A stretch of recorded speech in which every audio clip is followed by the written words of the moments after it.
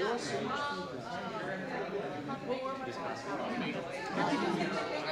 was your treating you? It was warming up. That's pretty cool. I mean, that didn't work so well. Yeah, I'm like looking at the picture of the whole thing. Every single meal plan. Very strange. They have fresh meat for you, but like, it's in the freezer. I'm just gonna get a little upset. That's true. I actually do that. Oh, ACS is reading my Wednesday night. On Thursday, at 4 But somehow it's been somewhat manageable. I had to check the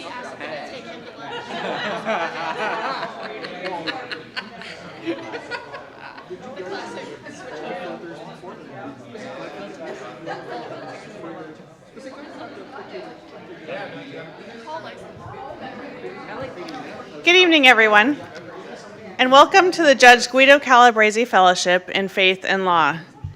Judge Calabresi was the Dean of the Yale Law School and former president of the STM board. He continues to be a part of the STM community and is here with us tonight. It's my pleasure to welcome Professor Eduardo M. Peñalver, who currently serves as president of Seattle University. Prior to that, he served as the Dean of Cornell Law School. He has also taught at University of Chicago, Cornell, and Fordham, as well as being a visiting professor at Harvard and here at Yale. Professor Peñalver received his bachelor's from Cornell University and his law degree from Yale Law School. He also studied philosophy and theology as a Rhodes Scholar at Oxford. He was a clerk for Judge Calabresi and a clerk for Justice Stevens at the Supreme Court. Professor Peñalver has focused his scholarship on property and land use, as well as law and religion. His work explores the way in which the law mediates the interests of individuals and communities. His writing on property has appeared in numerous leading law journals, and his books include Property Outlaws and An Introduction to Property Theory. Please help me to welcome Professor Peñalver as he addresses the topic, A Christian Approach to Systemic Racism.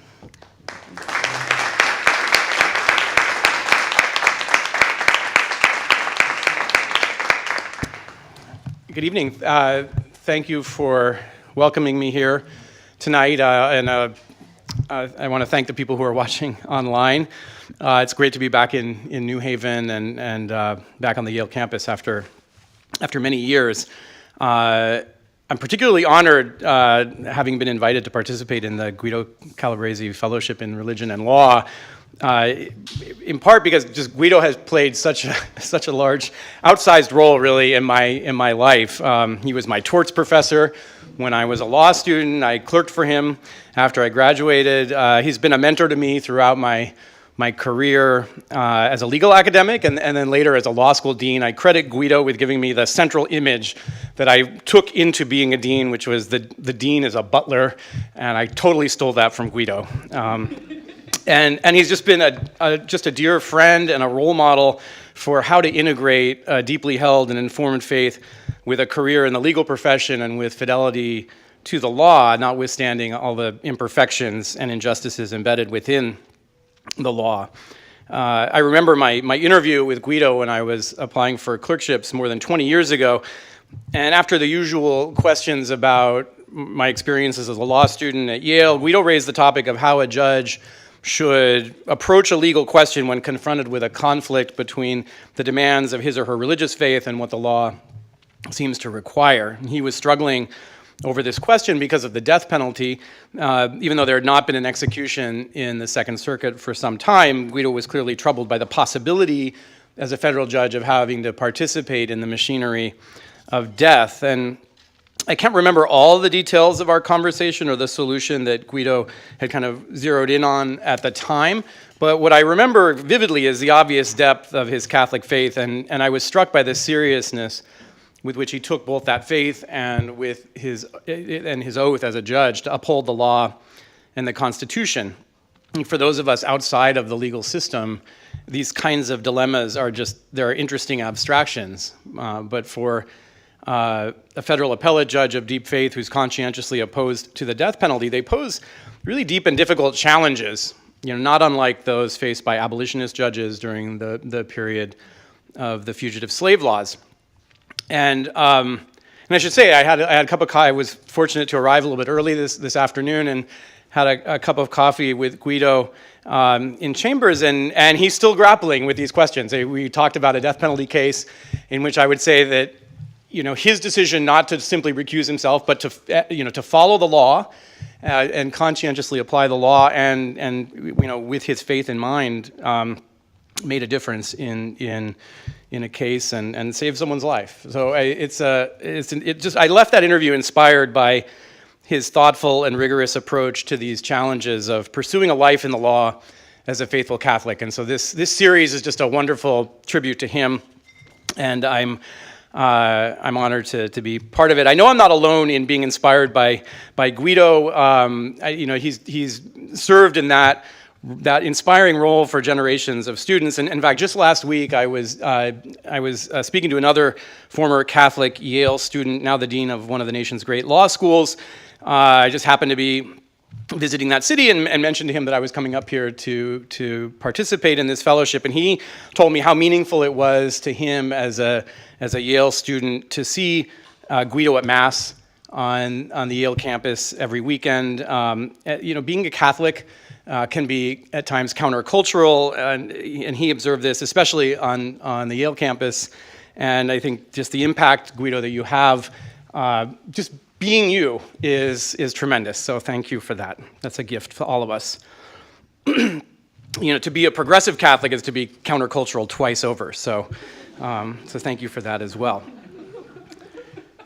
To be a Catholic jurist is to be confronted with intractable conflicts, like the one that Guido and I discussed in my clerkship interview. And I think it'd be easy enough to approach these conflicts by giving pride of place to one or the other of those two commitments, right? By allowing one's commitments as a Catholic to dominate one's understanding of the law, as some no doubt do, or on the other hand, merely giving lip service to the deep commitments of the Catholic faith, while selectively disregarding those aspects that prove professionally inconvenient. I think what Guido has done is consistently chosen the most difficult path, which is to give the law and faith their full due. And in adopting that approach, he set a high bar for those of us who are inspired by his example. What I'd like to do, and I hope this is not too much of a bait and switch, anyone here who's an academic will know that there are these moments where you're asked for a title for a talk, and then you get into it and you realize this is really something different. And so I will talk about structural racism, but I had to give the title before I had watched the video of the previous talks, and so I'm going to do a little bit more than that. I'll say a few words about my own faith journey and my efforts to integrate faith into my professional life, and then turn to the topic that I promised to discuss, a Christian approach to questions of systemic or structural racism, with apologies to people whose academic fields involve a real focus on race or on theology. Neither of those is my academic specialty, but I will wade in anyway, and then you can kind of hit me in the Q&A, I guess. And I understand that we'll have some time for questions, so I look forward to that. So my own faith journey is very much a product of the far more interesting path that my parents have taken. My father came to the United States as a refugee from Cuba in 1962, and his arrival here was closely tied to his own Catholic faith. As a student in Cuba during the Cuban Revolution, he was supportive of the efforts to overthrow the Batista government, but as a devout Catholic, he was not sympathetic to the communist turn the revolution took after 1959. And when he was found with some anti-communist propaganda, he was thrown into prison by the new government. And six decades later, he still very vividly remembers the uncertainty of not knowing whether he would languish in prison or be executed, as so many were in the early years of the Castro government. And he says that he prayed a great deal during that time, and in those prayers he ultimately formed an intention to enter religious life if he were ever released.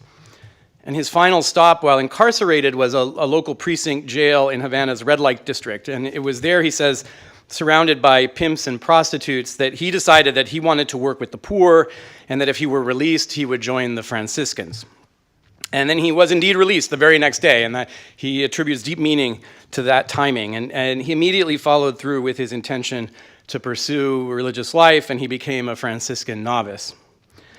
After the failed Bay of Pigs invasion, the Cuban Franciscans closed their seminary in Havana and had planned to send their novices to Spain to complete their studies. And Cuba was part of the Spanish Franciscan province for historical reasons.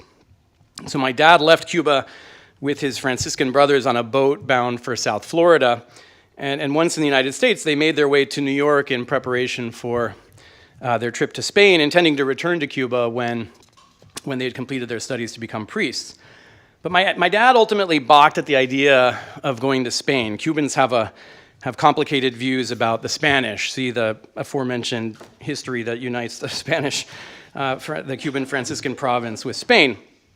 And so he and a few of the other Cuban novices opted instead to join the Franciscans of the Holy Names province, which was the East Coast, the Northeast Franciscans. And he spent several years shuttling around upstate New York and New England pursuing his studies, and I imagine that being fairly comical, Cubans experiencing upstate New York winters. He decided, fortunately for me, not to take his final vows, left the Franciscans and joined his family, which had in the meantime resettled in Southern California. And in Los Angeles, he taught Spanish at a Catholic high school, but then he got into trouble for teaching his students about Cesar Chavez and Latin American politics. And apparently the final straw, I don't fully understand this, but the final straw was when he took a group of his students to participate in a Cursillo gathering. Apparently the movement was frowned on by the Archbishop in Los Angeles at that time, and he was fired. And it was around this time that he had met my mom, and they had decided to get married, and he says, we decided to get married, and then I got fired. And my mom was also a refugee of sorts. She grew up in the Pacific Northwest in a family of Catholic Swiss immigrants. Her father was a dairy farmer with an 8th grade education, and he had immigrated to the United States after being orphaned as a teenager by the Spanish flu epidemic. By coincidence, my mom was also a former Franciscan. She had been a novice with the Franciscan Sisters, and when she met my dad, she'd already left the Franciscans and was studying to become a nurse at Cal State LA. My dad, after being fired, enrolled in medical school at USC and then entered a pediatric residency at the University of Washington in Seattle and started his practice in a small town called Puyallup, which was just a few miles from where my mom was born and had grown up. And then I grew up in Puyallup. But my dad had never truly left the Franciscans. He hung a portrait of St. Francis prominently in his office. He remains a very active member of the Third Order. And he ran his practice on Franciscan principles, refusing to turn people away who lacked medical insurance or who couldn't pay for his services for whatever reason. And as you might imagine, this was not a recipe for great financial success or even stability. And so there were months when he just didn't bring home a paycheck from his practice. Now, if he'd been married to anyone but a former Franciscan sister who fully shared his commitments, I think neither his office nor his marriage would have survived for long. So as a child growing up in this household, I experienced my Catholic faith as a very complex amalgam of beliefs, traditions, and rituals suffused with politics and not infrequent conflict with religious authority. So ours was not a traditional Catholic household, or perhaps I should say it was very much a Vatican II Catholic household. My mom was a passionate and remains a passionate critic of the role of women in the church, and both my parents were dedicated nuclear freeze advocates. So during my childhood, we made semi-regular trips to the nuclear submarine base in Bangor, Washington, to march against nuclear weapons with then Seattle Archbishop Raymond Hunhausen. One of my uncles spent some time in federal prison for trespassing on that base with a group of Catholic peace activists. So I'm spending so much time on my family's story both because it's way more interesting than mine and because I can't understand my relationship to my Catholic faith except by reference to the very complex legacy that I inherited from them. And I learned several important lessons growing up in this chaotic, faith and love-filled home.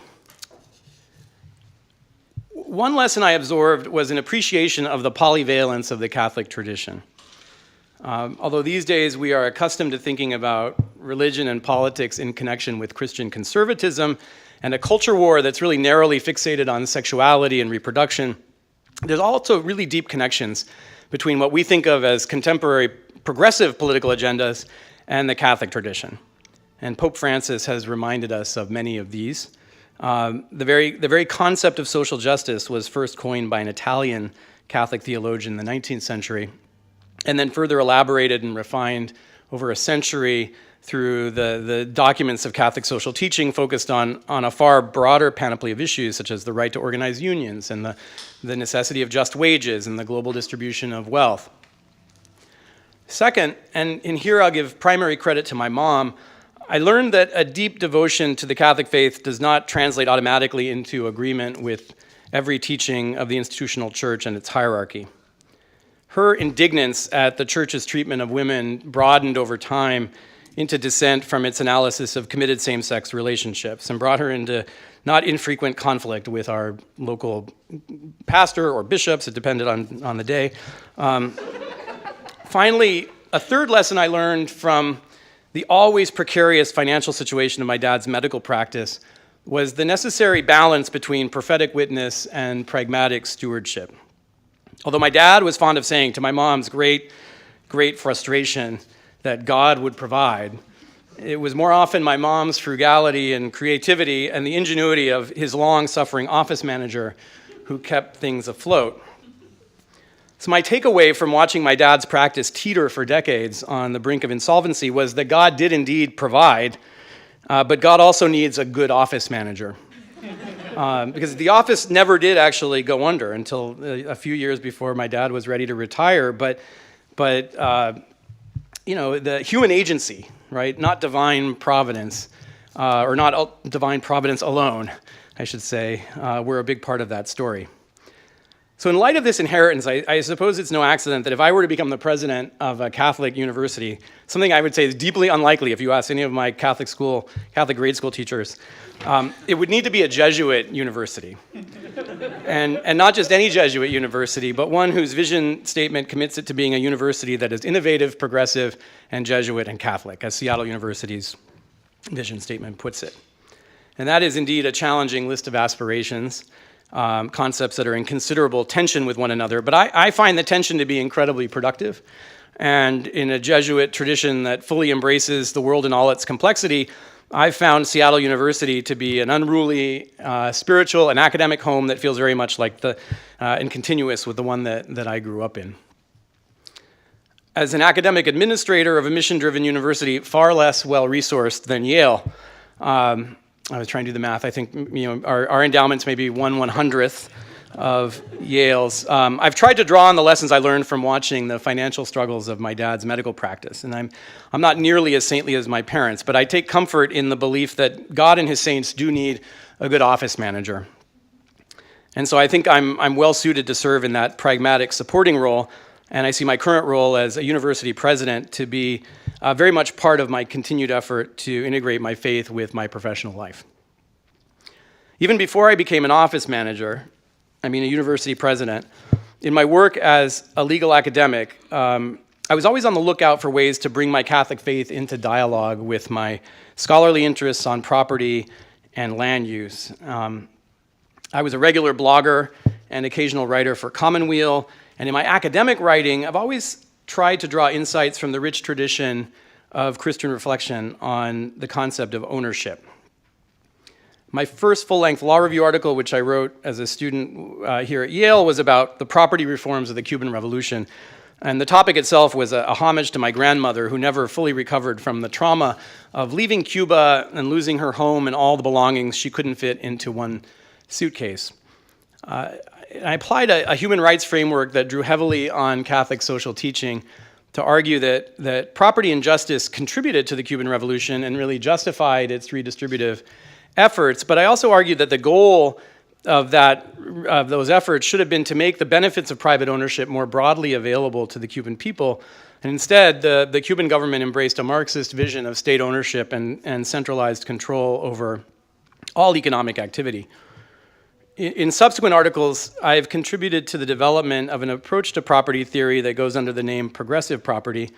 And this is an ecumenical approach. In our approach, if it had a slogan, it would be the line attributed to a University of Texas economist who told a state legislator who had accused him of being a communist, "I'm no communist, I believe so firmly in the value of private ownership that I think everyone should have some." And this progressive approach to private property, I think, is consistent with Catholic social teaching's affirmation of the human values served by a broadly shared system of private ownership and of the freedom facilitated by just market relations, along with the insistence that that broad ownership and those just relations require a structure, a morally informed structure of legal constraints to continue to operate. St. Pope John Paul II's words from Centesimus Annus, written amidst the collapse of the Soviet bloc, I think captures this balance very nicely. Can it perhaps be said, I'm quoting, after the failure of communism, that capitalism should be the goal of the countries now making efforts to rebuild their economy and society? The answer is obviously complex. If by capitalism, and this is not what most people mean by capitalism, so you have to kind of read carefully, right? If by capitalism is meant an economic system which recognizes the fundamental and positive role of business, the market, private property, and the resulting responsibility for the means of production, as well as free human creativity in the economic sector, then the answer is certainly in the affirmative. But he also went on to caution that the fall of communism created the danger of the emergence of a doctrinaire capitalism that put markets above, and again I'll quote, the service of human freedom and out of reach of a strong juridical framework. In words that anticipated the writings of Pope Francis, he warned of the risk that a radical capitalistic ideology could spread which refuses even to consider these problems in the a priori belief that any attempt to solve them is doomed to failure, and which blindly entrusts their solution to the free development of market forces. And Pope Francis has really built powerfully on these prescient warnings in his own encyclicals Laudato Si and Fratelli Tutti. The overlap between the Catholic social tradition and progressive economic policies has been well plumbed, and I'm sure comes as no great revelation to any of you. Until relatively recently, though, I think conversations about race and racism have been less frequent within that same social tradition, even among Catholic progressives, and I would say particularly in the United States, where the American church has been sort of tepid or worse in its confrontation of America's legacy of racial inequity and racially divisive political strategies employed by certain contemporary political actors. You see, I just segued into my topic, okay. So one consequence of this has been that in the United States, conversations about structural racism have largely taken place in secular terms on the progressive left. And I think this is unfortunate because I think Christian perspectives on structural racism and racial equity have a great deal to offer. I think it's notable that the concept of structural sin, which originated within the theology of liberation, bears more than a passing resemblance to many contemporary discussions of systemic or structural racism, and they have a kind of, they have some overlapping sources that they rely on. The idea of structural sin is rooted in the insight that a narrowly individual analysis of our decisions, the focus of more traditional theological accounts of sin, fails adequately to describe the full social and moral implications and dimensions of our actions. That social moral landscape is characterized by systematic differentials in access to resources, opportunity, status, and recognition. And if we're to root out social injustice, then we need to take into account not only individually sinful acts, but also social structures that make continued injustice the path of least resistance. The similarities between discussions of structural sin and systemic racism are apparent. Theorists of systemic racism urge us to move beyond our traditional preoccupation with subjective attitudes and individual acts of discrimination and to look at as well at how social structures and practices, even those that on their face are race neutral, entrench the legacy of previously explicit discrimination and systematically deny equal access to life chances to Black and brown people all around the world, but in the United States as well. And in the presence of those structures, eliminating racism is not the same as rooting out individual prejudice and the discrimination it engenders, even even implicit bias, right? In fact, focusing excessively on subjective attitudes can be counterproductive by obscuring the structures and practices that propagate racial inequity over a much wider scope than individual acts could hope to have an impact on. Some Catholic critics of liberation theology and of the concept of structural sin question its value, accusing that concept of crowding out notions of personal responsibility. And you can see the parallels, right? These critiques have a parallel in secular conversations about racism, where some people kind of want to argue that the racism that really matters most is the intentional, subjective racism of the racist individual. And these critics question the fidelity of these discussions of structural sin to the Christian moral tradition. I think one important counterpoint to this objection is the concept of original sin, right, which is as orthodox a theological doctrine as one can imagine. You might think of original sin as the OG structural sin. My kids hate it when I do that. I have 2 teenagers. If I ever say OG, they're like, stop it. In chapter 3 of his Foundations of Christian Faith, Karl Rahner explores the conceptual connections between original sin, structures of injustice, and individual responsibility. He begins by rejecting a naive account of original sin as the simple transmission of Adam's guilt over multiple generations down to us in our own time.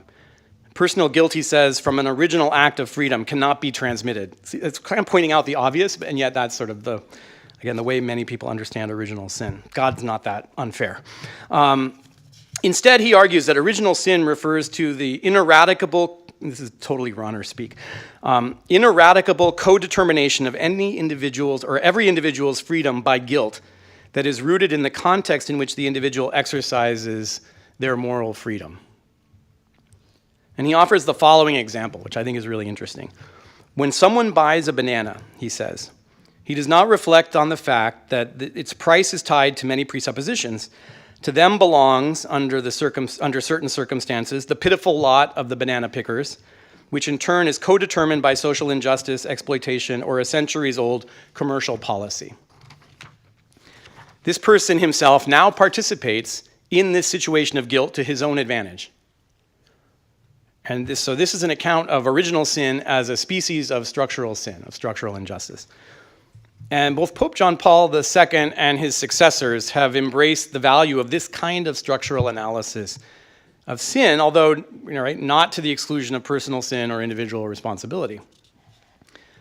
As John Paul II put it in Sollicitudo Rei Socialis, it is not out of place to speak of structures of sin which are rooted in personal sin and thus always linked to the concrete acts of individuals who introduce those structures, consolidate them, and make them difficult to remove. And thus they grow stronger, spread, and become the source of other sins, and so influence people's behavior. And then several years later, again in Centesimus Annus, he notes that human beings are conditioned by these social structures in which they live, and those structures can either help or hinder our ability to live in accordance with the truth. So extending the discussion of structural sin to encompass structural racism would draw on theological insights about how sinful social structures and practices perpetuate and extend injustice, obscuring its operation and making our participation in racial injustice the path of least resistance, particularly for those of us who benefit from existing structures and practices. So a useful example comes from my own field of property law. Until the mid-20th century, racial discrimination in private housing markets was both legal and pervasive. It's now illegal, still very extensive, but not legal or as pervasive as it was. Racially restrictive covenants excluded black people and others from owning homes in vast swaths of American cities. And the federal government's practice of redlining neighborhoods where black people lived or where there was any kind of, where there were immigrants, where there were mixtures of people living, it really denied or limited, severely restricted access to affordable credit for people living in those red line neighborhoods. Denying those people the ability to participate in the boom in home ownership that occurred after the Second World War. Economic models of racial segregation in housing, such as the famous agent-based model developed by Thomas Schelling, suggest that residential segregation, once it's in place, is an incredibly stable equilibrium. that requires affirmative steps to dismantle.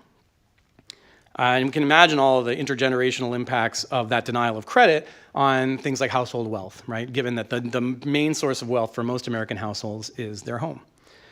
So past pervasive residential discrimination therefore has powerful inertia that locks its impacts into place unless they are affirmatively removed. And contemporary studies demonstrate that historical, just give one example, historical underinvestment in previously red-line neighborhoods continues to generate measurable negative outcomes for people who live in those neighborhoods. So this is a mundane example. The dearth of mature trees and parks in formerly red-line neighborhoods means that in the summertime, temperature in formerly red-line neighborhoods is on average 5 degrees higher on a hot summer day than in other neighborhoods, exposing residents in those neighborhoods to more frequent bouts of dangerously hot days. And through similarly indirect mechanisms, right, the consequences of past residential discrimination combined with other practices like land use law, laws regulating local government finance and formation, how we finance our public schools, to perpetuate in the present day racial differentials in access to housing, wealth, jobs, public safety, and high-functioning public schools, and all sorts of other vehicles of economic opportunity, right? All happening without any explicit reference to race. Other practices, such as those embodied in our criminal justice and policing systems, operate similarly in ways that appear to be race neutral on their face, but that entrench dramatic inequalities across racial and class divides. So to be clear, right, for the past few minutes, I've been making a number of contestable empirical assertions. As I've laid out my examples. I'm not claiming that these assertions are undeniably true or that the mechanisms are all well understood. I'm just spinning out one account of how current social structures might operate to perpetuate and generalize the impacts of past and ongoing acts of individual discrimination, even when those individual acts become less pervasive than they once were, and even when current social structures operate in ways that are race neutral on their face. One important upshot of this is the need to recognize that discussions of structural sin and structural racism rely heavily on contestable empirical claims that require rigorous investigation. And this in turn requires the preservation of a really extensive intellectual space for that contestation, including the ability to assert or deny that some particular mechanism or policy actually operates to perpetuate racially disparate outcomes, right? If we truly care about unequal outcomes rooted in past injustice and about what generates them or what perpetuates them, we can't simply theorize our way towards answers, right? Only towards questions that then require confirmation or falsification. And it's therefore not surprising that Catholic discussions of structural sin are almost always accompanied by affirmations of the importance of sound social science. So whether discussing economic relations that are the more traditional focus of Catholic social teaching or the racial inequities that frame many questions of injustice in American political discourse, a structural analysis, I think it's important to say, does not absolve individuals operating within those structures of their personal responsibility or agency. As the theologian Daniel Finn has contended, if a social structure can be altered for the better, we have an obligation to do so. And if we play a role in sustaining a sinful social structure, or if we simply benefit from one, we are morally responsible, along with others, of course, for the injustice it causes, right? See Karl Rahner. Okay. Rather than absolving us of responsibility, a structural analysis of sin and racism, I think, contextualizes our individual choices within those structures and in turn helps us to direct our efforts at the most appropriate targets, the structures themselves. Self-consciously applying the Christian concept of structural sin to contemporary conversations about racial injustice could, I think, advance those discussions in important respects. And I'll just mention 3. And then I think we'll have lots of time for Q&A. So first, explicitly framing discussions of racial injustice in terms of structural sin might provide a vocabulary for talking about racial injustice that appeals to people of faith who might not otherwise seek those conversations out. In doing so, it might lead us and them beyond the narrow confines of our current culture war political polarization, helping more people come to view combating racial injustice as an obligation of our and their faith. The writing of the conservative evangelical political commentator David French, I think, is exemplary in this regard. By linking conversations of structural racism to religious categories like human sinfulness, I hope he's able to reach and challenge audiences who would otherwise resist these sorts of insights, and he frames his writing in that way. And perhaps in the process, he can build bridges across our balkanized discursive landscape, right? Because he attracts people like me to read him, and he's got a really conservative, entrenched base of readers as well. So he can serve as that kind of bridge. Second, Christian belief in the ineradicable nature of human sinfulness, I think, adds a useful note of caution, sometimes missing from secular progressive thought. Drawing on a traditional understanding of our fallen nature and thinking, no doubt, of the bloody history of the 20th century, Karl Rahner rejected the hubristic ambition that we can, as human beings, fully transcend our sinful context in the present world. He warned that the unbridled pursuit of secular utopias, again, I'll quote him, leads inevitably to still greater violence and greater cruelty than those which man wants to eradicate from the world. Rahner took pains to caution us against pushing this insight too far, right, and falling into the contrary trap of peddling religion as a utopia, as an opiate, a kind of bulwark against action, taking the kinds of actions that are actually capable of improving our unjust world. But I think a Christian recognition of the limits of unaided human capacity to build the kingdom of God here on earth can work as a valuable corrective against certain strains of secular utopianism, pushing us to focus on more pragmatic and incremental expressions of the progressive impulse, right? And the word progressive says progress, right? It's a directional, movement-based word. Finally, and relatedly, the notion of sinfulness may offer us a vehicle for introducing into, again, secular progressive conversations about racial equity, a concept that's largely been missing, I think, from our contemporary discourse, and that's the equally essential Christian concept of redemption, forgiveness, and grace. The first week of the Jesuit spiritual exercises focuses on recognizing our sinfulness, but also on the fact of God's enduring love and offer of redemption. And the one, just talking about the one without the other, is a recipe for despair. An analysis of sin in structural terms doesn't absolve us of personal responsibility, but by the same token, coupling that analysis with a recognition of God's offer of forgiveness and redemption doesn't excuse us, right, from an ongoing duty to take concrete actions to dismantle those structures, but by acknowledging both the structural nature of racism and God's offer of forgiveness, we might mitigate the tendency of our conversations about race and racism to devolve into incredibly unproductive cycles of finger-pointing accusation followed by defensiveness. Beginning discussions of systemic racism and other forms of embedded social exclusion with a recognition of the pervasiveness of human failure, taking seriously the notion that we are all sinners, should lead us to approach conversations about race and injustice with a greater degree of humility, no matter who we are. Regardless of our identity, none of us has a monopoly on insight or an absence of blind spots. All of us see and know only partially. All of us have something to learn from one another, especially here at Yale. Virtually all of us are privileged in some respect vis-a-vis many others, and more of us have suffered from forms of social exclusion than is immediately apparent. So as sinners, we should all be a little bit patient with one another, slow to judge, and as eager to listen and learn as to teach. If we believe that we're all loved by God despite our fallenness, then we should approach conversations about race and structural racism with an open-heartedness and a commitment to charity and a generosity of spirit.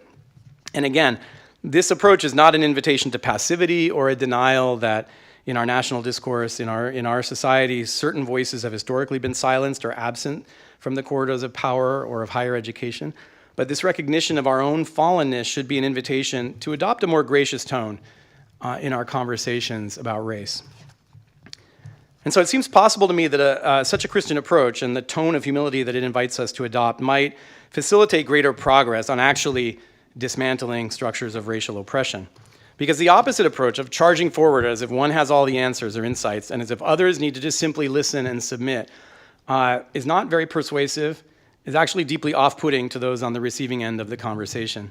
So finding common points of contact, searching for shared experiences, and hoping for the possibility of true conversation opens the door to a more collaborative journey towards a better future. And I look forward to your questions. Thank you.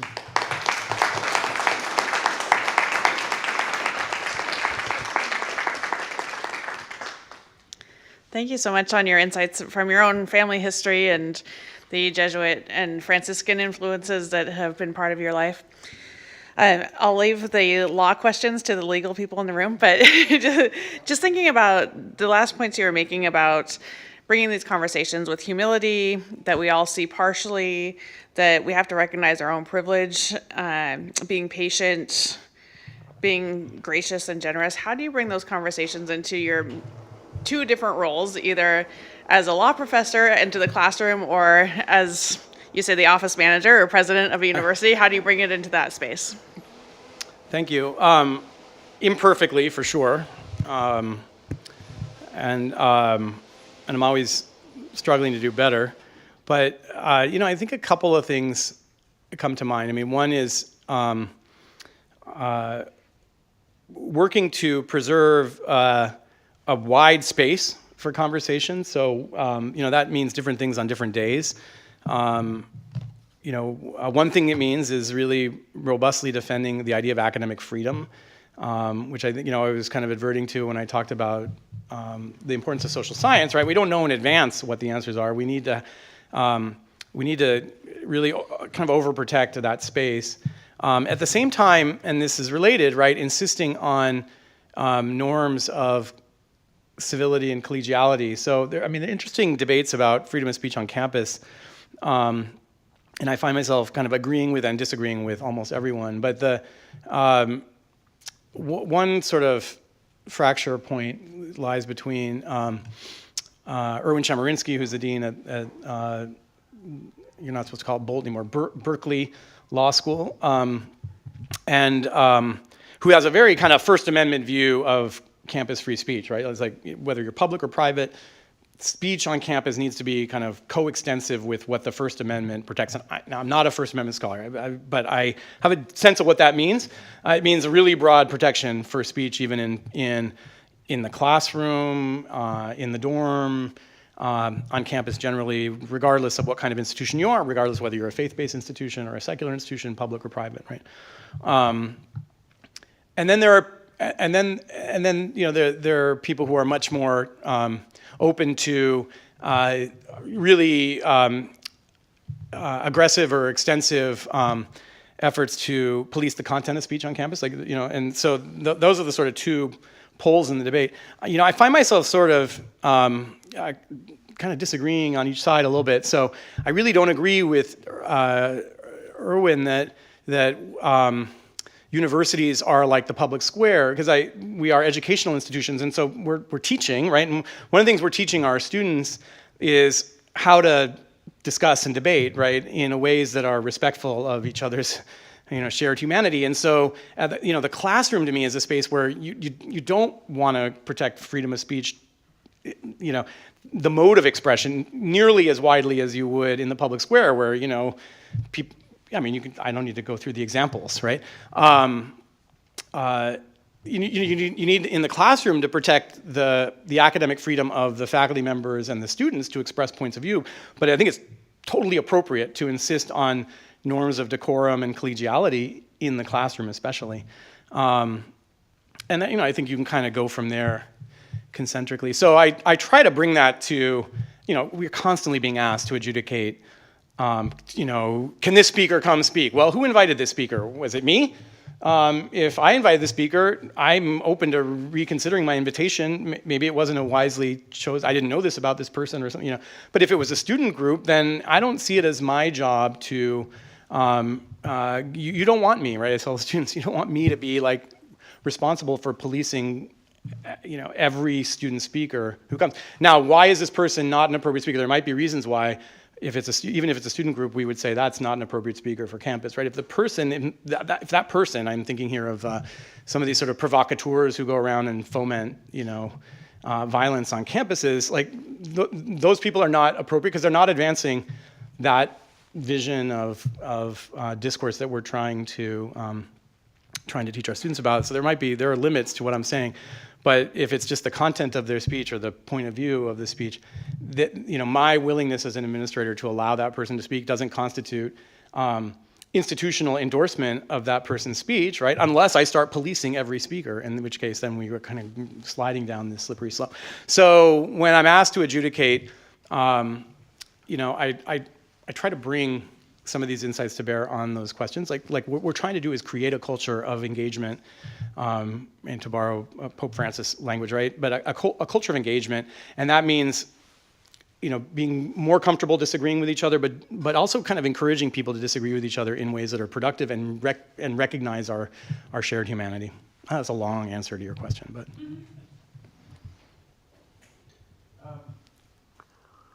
One of the things that when you talk about runner and bananas, and when I knew you would love the bananas, Guido. and about our responsibility for things that were created before, you go after one of the things that has been a traditional excuse, I think, in our society and even particularly in our church, a sort of difference between active and passive, that somehow passive things are okay and active ones are not. But when Christ speaks of the rich man and Lazarus, there's nothing there that suggests that the rich man even knew that the poor man was at the door. He just was not looking actively. So how much is that something that we really have to go after today and demand of ourselves of doing something rather than just sitting there? And I think about that very much with respect to life. I mean, how much is it our duty to give our bodies, our bone marrow, and our kidneys to those who need them to live if we really are pro-life? Yeah, no, it's a great question, and this is where ultimately, there's not one answer to this question, right? Like how much are we obligated? And that's where I think that question of the office manager comes in, because if Seattle University, Yale, you guys could solve everybody's problems, but with our meager endowment, if we tried to solve all the world's problems, we would just go broke as a university, right? So we have to balance our need to continue existing as a university and as a place that's giving its students a fabulous education, with also the imperative to operate in a just way and an inclusive way that brings people in from all different life experiences and resource constraints. And we have limited resources to do that. So we have to sort of weigh those goals at all times. So that how much question, I think, is a really important one. It's all embedded in there, right? But the easy answer is to reject any sharp distinction between passivity and action, right? That's a legal, right, a distinction we make all the time, right? Duty to save or not a duty to save, and those. There are all kinds of reasons why the law might not step in and impose affirmative duties in certain contexts, but if we're just thinking in terms of the moral imperatives, the fact that that we didn't create this this unjust structure that benefits us doesn't absolve us from ongoing responsibility to try to dismantle it, right, in whatever ways that we can, and that makes sense, in response to the how much question. Because otherwise, I don't think it's realistic to say everyone is going to always devote every moment of their day to that, but that's part of the limitations of our human condition, right? We have other things that we need to attend to, but just the mere fact that it's there when we arrive on the scene, right? The other thing that the story of Lazarus and the rich man doesn't talk about is how did he get rich and how did Lazarus get poor. It doesn't really go into that, but other passages in the Bible do. So, yeah, it's a great question. I think the clear answer is there's a duty to. As Daniel Finn said, to try to dismantle the structures that benefit us, that perpetuate injustice, and then the question of the means, that's where judgment and prudence is involved, and also charity, because we're going to disagree, right? We're going to have reasonable disagreement about what's required.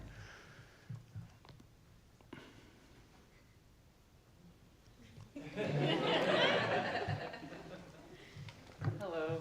Right? Thank you very much for coming. I was actually wondering if you could give us a little bit more concrete examples of how the church can get involved with countering structural racism. And in particular, I'm thinking of also the church's own, like as the church goes forward and it's restructuring parishes and it's restructuring how we worship. How do we think of the spaces that we worship in and how we might work within the church and then without the church to start fixing this problem? No, it's a great question. I've always wondered this, right? Because some of these, I sort of pointed to this a little bit in my discussion of local government formation, but the law of local government formation in most places gives a lot of power to a group of people who want to just create a municipality. And doesn't really inquire into their reasons for that. And once you have in our system of government, once you have a municipality, you can resist all kinds of efforts to, force things like sharing of school resources or tax revenue, and that can all be changed, right, through legal reform. But for the most part, there's a lot of freedom to make those choices. But then what I've noticed as a Catholic, and I'm not being a bishop or even a priest, I don't know how these decisions fully get made, right? But I found that the parish structure is often kind of mirror, and you can understand how this might happen, right? But they mirror the municipal structures, right? So it's like, the little suburb gets built out on the edge of the city, and after a while, you get a parish up there, and then people leave the urban parish and are now part of that suburban parish, and we have what would have been an income and racially integrated parish in one place now is kind of two parishes that are segregated by income and race, right? I mean, I've seen that pattern enough, and that story's been told. There's a great book, I don't know the name of the author, Parish Boundaries, that kind of explores the dynamics of parish life during the period of the Great Migration and then the sort of ensuing white flight out of inner cities, and it's really interesting and complicated. So that's one way, right? I mean, by thinking about parish boundaries and where people have to go. This is again a kind of balancing act, right, for the church, because it doesn't want to deny people reasonable access to the sacraments, right? But at the same time, when it builds a parish out in the suburbs, it's kind of ratifying the sort of decisions that are being made out in the in other sectors of society. So that's that. I mean, I'm just kind of following that line of your question, and I don't know the answer, but I think it's a really interesting and important question.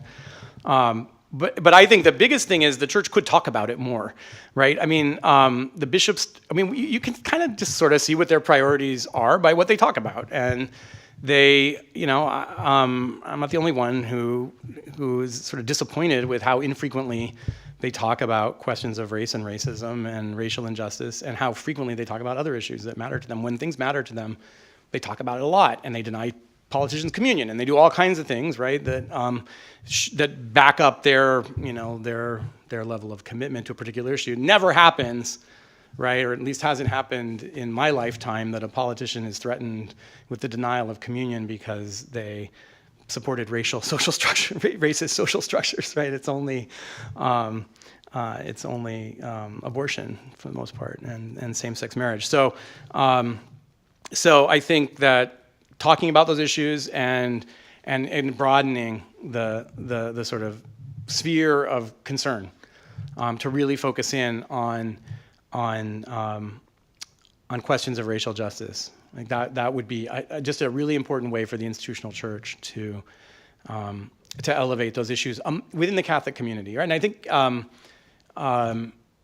if you look at the polling data, Catholics are doing better than other denominations, but we have a long way to go too, in our level of awareness and concern about these issues. And I think that's on all of us to a certain extent, but I think it's also on the institutional church. So just talking about it more, I think, would be a step forward, and introducing some balance in the importance attributed to those issues as opposed to some other issues. And I think someone doing a great job with this is the Pope, right? I think the Pope does a really good job with this. And some bishops are getting it more right than others.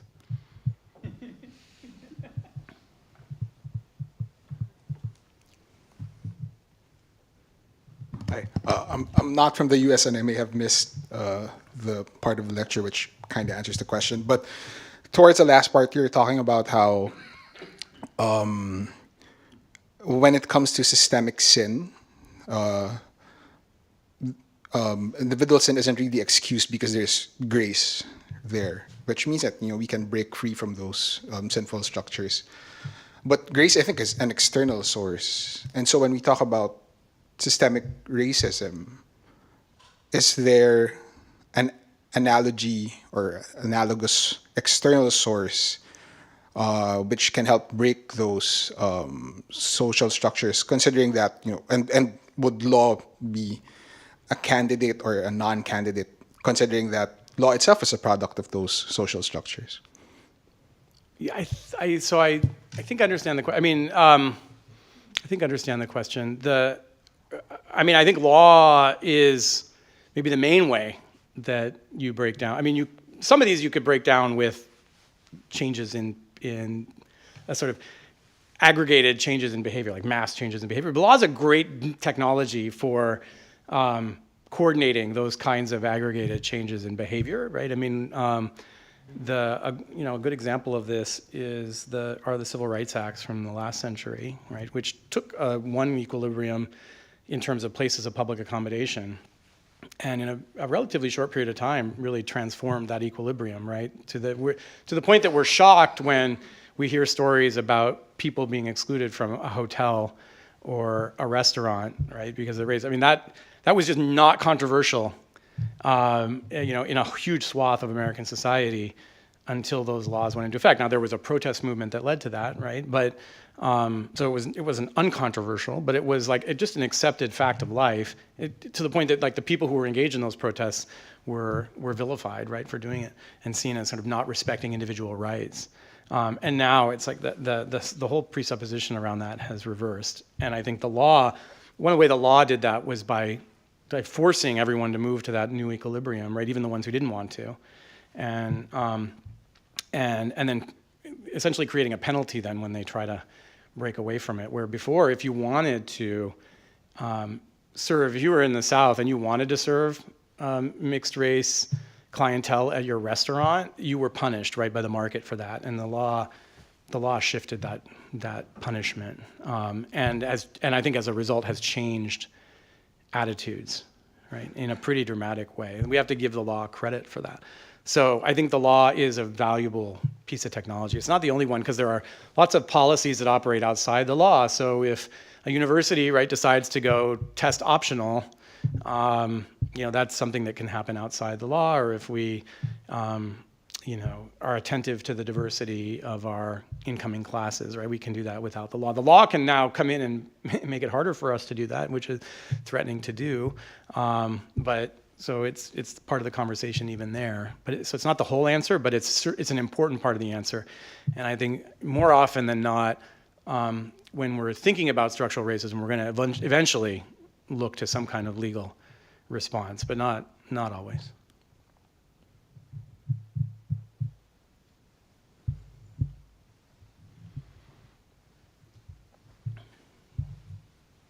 Thank you very much. My name is Letizia. I would like to ask you, when it comes to private property, how would you solve the tension between the rights of the property of the owners and how much we can put the private property at the service of the society? So whether does it anything have to do with the public interest as set by the public elected bodies, or is it rather to respond to some market failures? Thank you. Yeah, it's that is I could write multiple articles on that question, right? It's a really important question, and it brings in language of rights and entitlement, and also I think a whole range of prudential questions around the effects of a certain policy intervention. And in fact, when I mentioned this article that I wrote about the Cuban Revolution, and it was one of the goals that I set out to answer. I was thinking about just this question, like how, what is the private owner's right? What is their entitlement? How far can the state go to redistribute without violating their rights? But then even if the state can do something without violating people's rights, there's a further question whether that's, whether it wants to push up right to the limit of that, because there might be all kinds of other consequences of doing that, right? And so I'll be a little more concrete. So, in Cuba, there was a really unequal distribution in land ownership, right? You had latifundia, so you had, one family would own, a huge farm, and then you had a bunch of landless agricultural laborers, right? And this was not unusual in Latin America. And initially, the goal of the 1940 Cuban Constitution called for the restructuring of agrarian land ownership, right, on the dismantlement of latifundia, which has its origins in all kinds of sort of racially tinged practices. And what land reform, when it's done within a broadly liberal framework, does in Latin America typically is set some maximum size on the farm that you can own, and then it just takes the excess land and redistributes that to landless farmers. And the question of how big that maximum is an interesting one. In part, it's a question of entitlement, right? If you set it too small, you're going to intrude on whatever the individual's entitlement is. And if you set it too big, you're not going to have much of a reform. So there's a lot of room between those two extremes, I think, to figure out how much land to redistribute without, and then always the question is, are you going to totally destroy the productive capacity of your country's agricultural industry when you do that? And I think the truth of the matter probably lies somewhere in the middle. But I don't think the answer. I think certainly within the Catholic tradition, the answer is not that the state is totally disabled from redistributing that land by the property owner's natural rights to ownership. That the natural right to ownership that exists in the Catholic tradition has been framed as a limited right, a right that's that's subservient to the universal destination of goods, right, to the entitlement of everyone to get the resources they need to survive. And so what you have is a sort of nested hierarchy of entitlements with need, kind of physical need at the center, and then the expressive quality of property ownership around that. And then there's beyond that a surplus, right, that is just excessive property that you don't need to satisfy either of those first two goals, that might be justified for reasons of economic efficiency if it's supplemented by attentiveness to the universal destination of goods, right, through other redistributive mechanisms, but that isn't based in any kind of natural entitlement. I don't know if did that answer your question? Okay.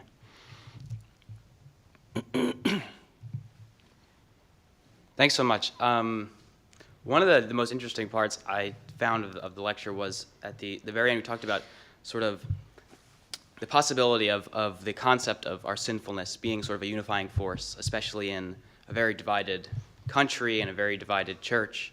And it seems like it might, be potential area for common ground.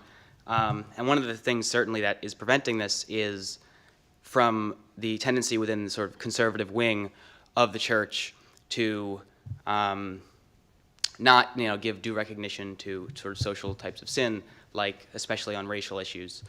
And sort of that's one thing that's certainly needed in order for this common ground to really be manifest. But do you think at the same time that the conservative wing of the church has the responsibility to give more recognition to social aspects, that perhaps the more progressive wing of the church has a similar responsibility, but to sort of not give up on individual sin, especially regarding things like sexual ethics? Yeah, I'm not sure I'd put it quite the way. I think what I was getting at there is that there's plenty of blame to go around in terms of the state of our national discourse. I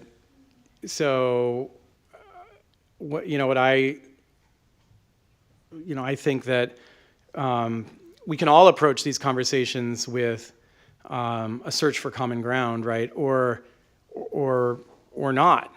by and large right now we're not. I mean, if you spend much time on Twitter, you can see that there's just very little of that.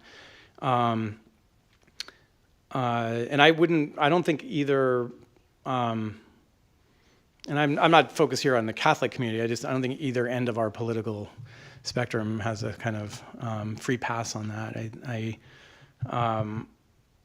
One way that so if I'm going to talk to the left, one way that I would put this is, the concept of intersectionality is an interesting one because I've seen it used or deployed, I should say, kind of discursively in a couple different ways. So one way is kind of a way that sort of splits me off from other people, right? Like, we may both be black, but I'm a black woman, or we may both be black women, but I'm a disabled black woman, right? And you sort of like, it leads to this kind of, you've seen that use, right?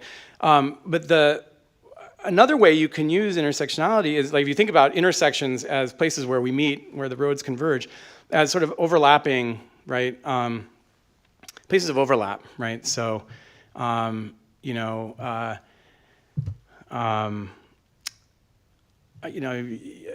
you may be white and I may be black, but we're both disabled. Or you may be white and I may be black, but we're both LGBTQ people. And we can find a point of contact, right, around some shared identity. Catholicism is one of those shared identities, right? So finding kind of points of contact and then working with that to then talk about the areas of divergence, I think, is productive and helpful. And one of my hopes is that, since the kind of religious conservative versus largely secular progressive divide is really one of the main architectural features of our national discourse, progressive Christians can serve as something of a bridge, right, between those two communities. And I think conservative Christians of good faith can also serve, right? And I see David French trying to do this with questions about racial justice. Now, you're going to disagree with him on any number of other things he writes about, right?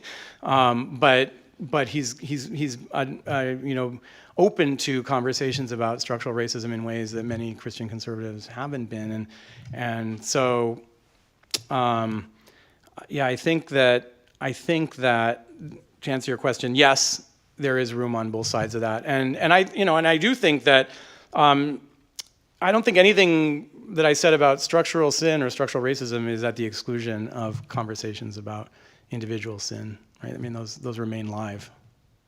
Thank you. Yeah.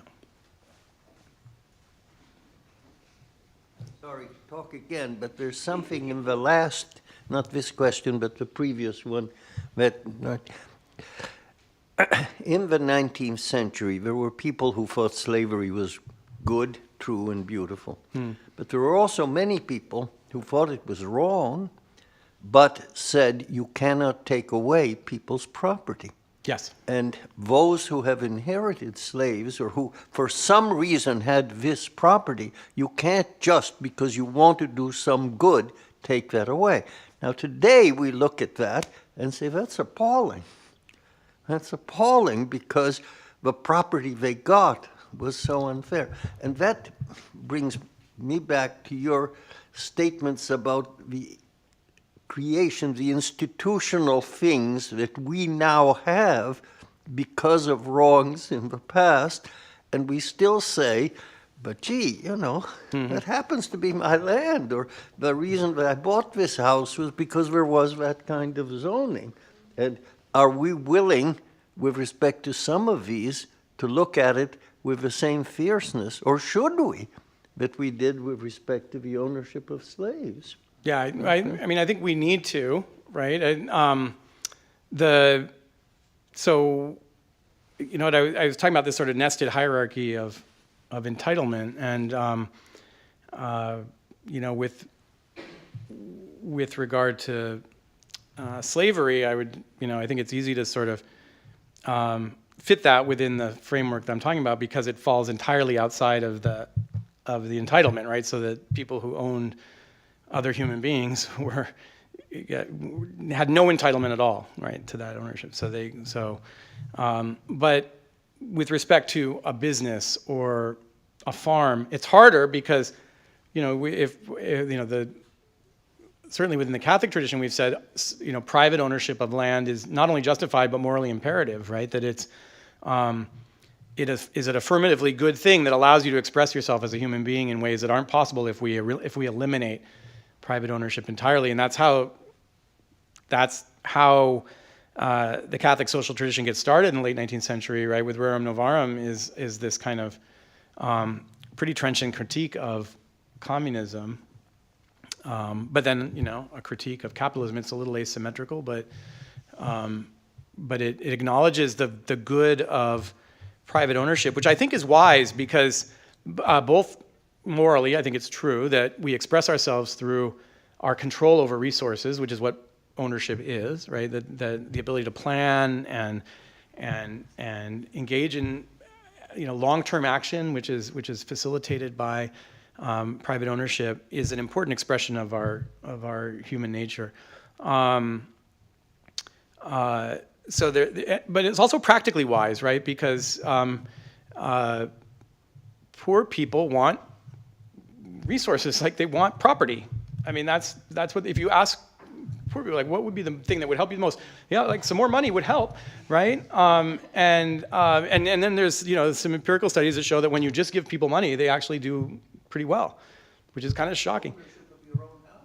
Ownership of your own house or your own business or the ability to do that is just it's a really pervasive human aspiration, and denying that I think is wrong and a political loser. And not to say that revolutions haven't succeeded, but they then succeed by incredibly repressive means to stay in power, and they have to fight to keep their own people in their borders, as I think the example of Cuba shows. To me, when I'll keep coming back to this, is because I can be more concrete. In the sort of trajectory of the Cuban Revolution, there was this moment in the late 1960s when they had nationalized all the foreign industry. They had eliminated all the large privately owned farms and redistributed some to small private owners who had been like sharecroppers, and some to create big state, big Soviet-style state farms. But they had left in place, the dry cleaning business and the bakery and these small family-owned enterprises, right? That hard to sort of criticize from a distributional point of view, right? I mean, these were not wealthy people; these were small business owners. And in this kind of moment, they called it the I can't think of the name right now, but there was this moment of sort of revolutionary zeal where they just nationalized everything in all the small businesses, right? And they all became, and that was a real kind of moment, an inflection point in the trajectory of the Cuban Revolution, because it committed them to, on the employment side, 100% state enterprise. And I would say that's where they really kind of crossed over from some kind of defensible system of redistribution to well beyond what you could justify, I think, from a sound account of the relationship between private ownership and human flourishing. Hi, thank you for your time. I had a follow-up to that question, and I wondered if you could speak from the lens of progressive property rights, the idea of reparations or how to correct past harms. Thank you. I think that the question around reparations is really, there are two ways to frame a reparations argument, right? One is primarily libertarian and backward-looking, which I think is misguided. And the other one is primarily restorative and forward-looking, right? In Seattle, we have I go around, town, I walk in my dog, and I'll see realty signs defaced by something called the Land Back movement. And what they're advocating is giving all the land in the Pacific Northwest back to the original inhabitants, the native peoples. I think that comes from a place of sympathy and with those people, right, who live in great poverty. That's clearly the result of past injustice. Like, there's no question, right, that their land was, the rights that they had over, I'm going to put their land in quotations because I'm going to come back to that, right? But they had entitlements that were just disregarded. one justification for the land back movement is, and I have students who will say this to me. I was teaching a class on property theory in the law school this past semester, and I had a student kind of give voice to this, right? That the land was theirs in an unqualified way, and it was stolen, and we need to give it back, right? So that's an argument. That's a libertarian argument, right? That they had a kind of, in the law we would call a sort of fee simple ownership of this land, and it was stolen from them, and now we need to give them back fee simple ownership of the land and pay them rent. In my own scholarship on the nature of ownership, I reject that account of land ownership. I don't think that there's not a theory of ownership that gives rise to a robust entitlement to such an extensive claim over land, and that's right. That's, I think, in line with the Catholic tradition, which says, there's an entitlement to property, but it's always qualified. It's always socially qualified, and that would be true, I think, of indigenous people claims as well, right? Their claim to land is qualified in the same way that Bill Gates's claim to his wealth is qualified. So we have to have a consistent foundation, right, to justify a claim for reparations. I don't think it's a purely backward-looking Robert Nozick type claim for trying to restore what would have come about through market transactions if we had only been properly kind of libertarian in our approach to Native peoples, right? I think that helps itself to an account of property ownership that is not itself justified. But that's not to deny the injustice that they suffered and the ongoing effects of that injustice. And I think it's that ongoing consequence of the past injustice that has to be what motivates a claim for reparations. And this would be true for reparations for slavery, reparations for incarceration of Japanese Americans during World War II. Like, you want to look at, okay, there was an injustice, and now there are ongoing consequences of that. How do we restore them?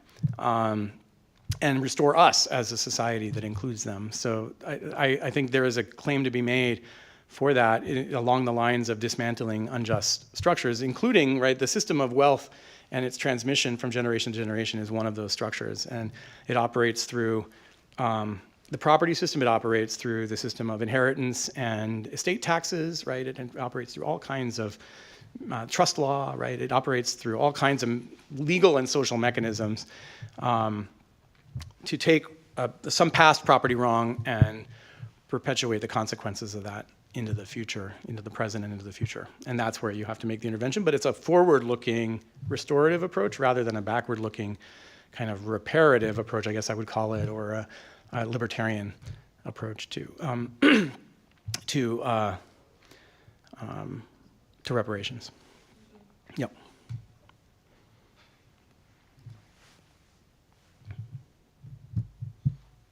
Great. Well, thank you so much.